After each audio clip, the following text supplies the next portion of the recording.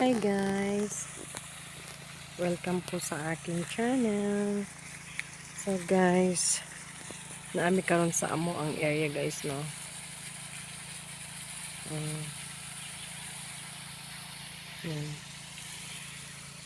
Yan, nakapag-harvest na kami. Start na kami mag-harvest dito guys.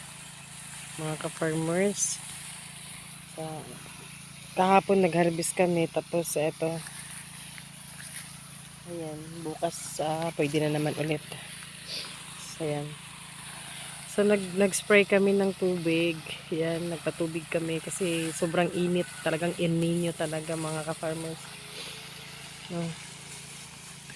Pero sakripisyo talaga. Ganun talaga mga ka-farmers. So, ito yung isang hektarya mga ka-farmers. So, sa isang sa okrahan namin. Dito dating gumahan to tapos pinapaputol ng may-ari. So, shout out sa may-ari po. Yung auntie namin, no? Shout out dyan sa Canada. Yan. So, ayan yung isang hektarya. So, ngayon guys, kung aantayin pa namin kung kailan uulan guys, mga farmers, wala kaming bigas pag nalugnas itong ating mga tanim, no? So, ngayon,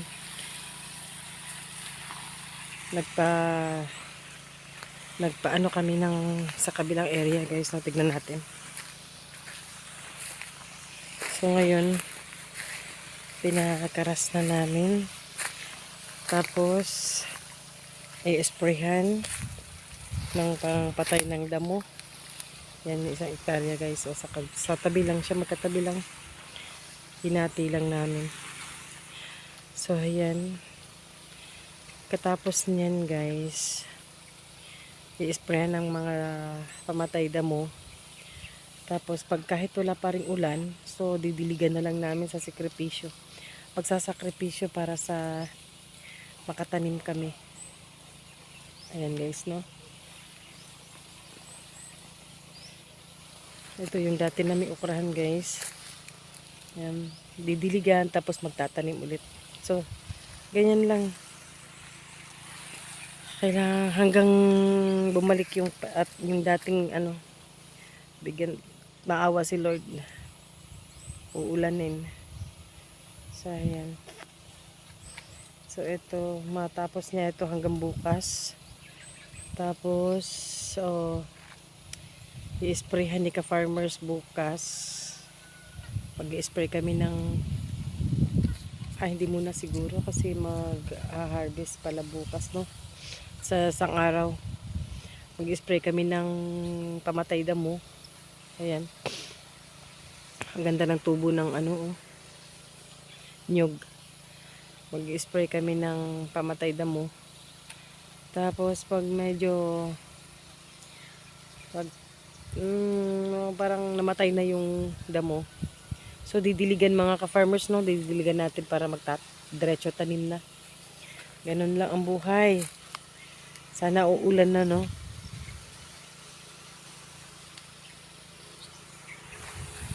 So ayan si ka-farmers, oh. Pangalawang dilig na namin ito mga ka-farmers kasi kawawa yung mga okra. Ayan, oh. Ayan. May mga na siya, oh. So kahapon nag-harvest kami tapos bukas ulit. Ito tama na yan siya, oh, dapat. Pero okay lang, bukas na. Regular size naman yan bukas eh. So yan. Ito yung isang hektarya naming okra. Naka-5 harvest na kami.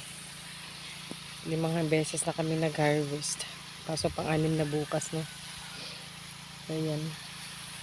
Andun sa doon, may sapa dun eh. Andun yung makina. So, ayan.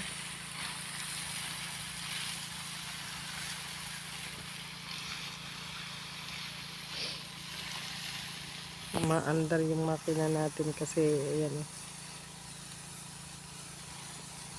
Kailangan talagang sakripisyohan yung tanim mga ka-farmers kasi sayang naman pag pinabayaan, no? Pabayaan natin. Yan, oh. Wala tayong ibang hanap buhay.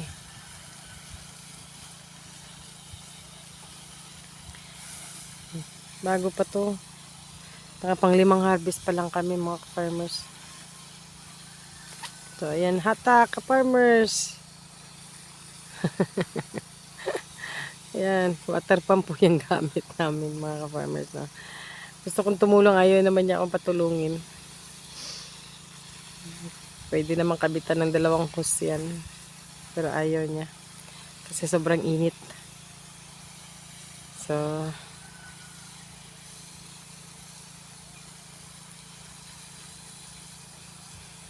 sana umulan na po. Ito, nadiligan na to kanina. Pero ayan, natuyo ulit. Natuyo na kaagad. Balik na naman. Basta makainom lang ng konti. So, pagkatapos na ito, siguro next week ulit. Ganun talaga. Talagang paghihirapan.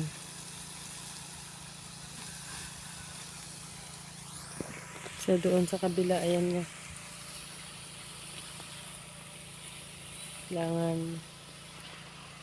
Kailangan pa mga ka-farmers may kasunod kasi pag wala, kawawa mga estudyante, walang makuha, walang mabaon, no?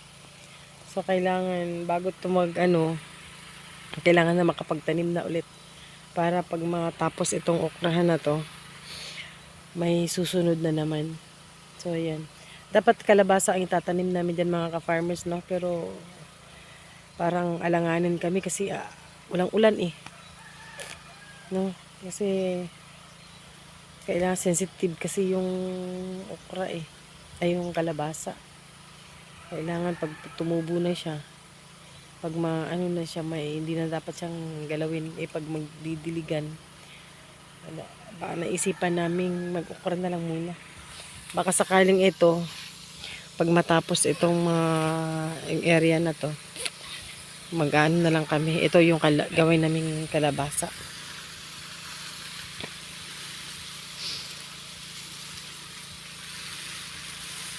Basing nabalik na to ditohan. Basing nabalik na to dito.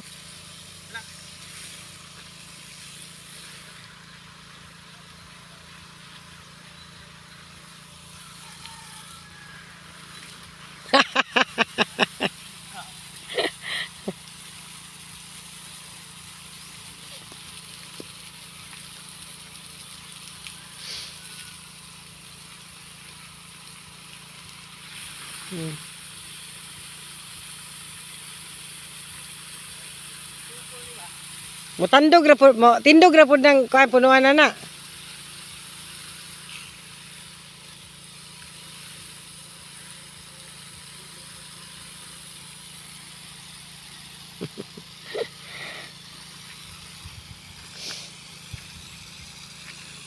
Ang ganda-ganda ng okra mga ka-farmers, oh. Di ba?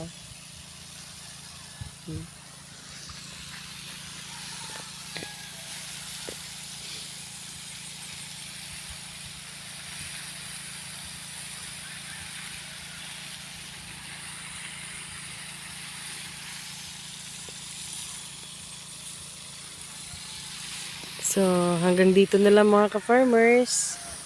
Yan sa kabila, oh. Kumusta na kaya? Nasa baba na si Manong. So, hanggang dito na lang mga ka-farmers. At huwag kalimutan mag-subscribe ng aking video para updated kayo sa aking susunod na video mga ka-farmers, no? So, don't forget to subscribe and click the notification bell. And God bless. Bye!